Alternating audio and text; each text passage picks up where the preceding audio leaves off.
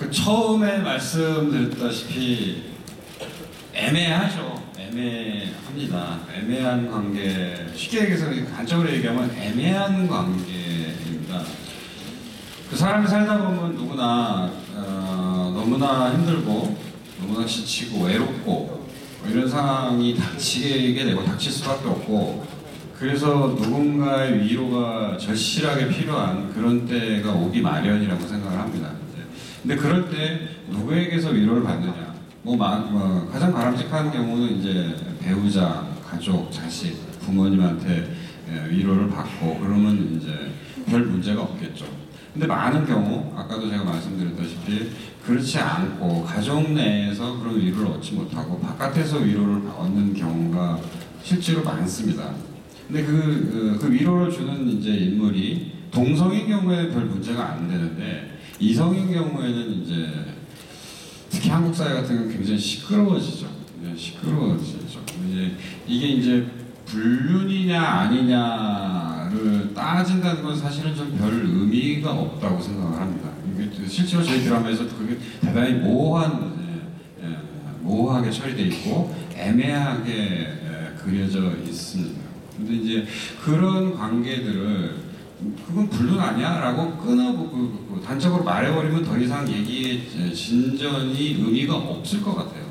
그런 관계 속에서 두 사람이 서로 정말 어떤 위로를 얻고, 그 많은 같은 경우에 처해 있는 사람들이 어떤 방식으로 두 사람의 관계를 보면서 스스로에게 위로를 얻고, 이런 것들이 더 중요한 문제 아닌가, 그런 생각들을 합니다.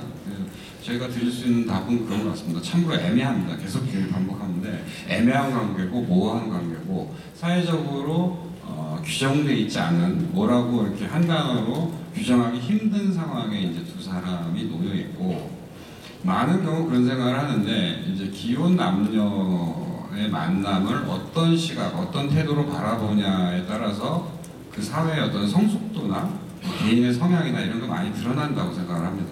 외국 드라마 같은 데서 보면은 이혼한 남녀가 친구처럼 자연스럽게 이제 아무렇지 않게 만나서 지내는 걸 보면은 불과 몇 년 전까지만 해도 굉장히 그게 낯설고 이상하다고 생각을 했었는데, 이제 한국 사회도 그런 것들이 심심치 않게 보이는 그런 사회가 되는 것 같아요. 그만큼 사람들 간의 관계 이런 것들이 복잡해지고 다양해졌고, 그런 관계들을 과거의 틀, 과거의 용어들로 규정을 해버리는 게 과연 의미가 있는 건지 한번 다시 제 입장에서 다시 한번 되물어보고 싶은 생각도 들고요.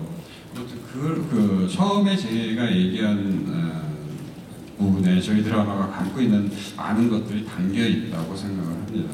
답변이 됐는지 모르겠습니다.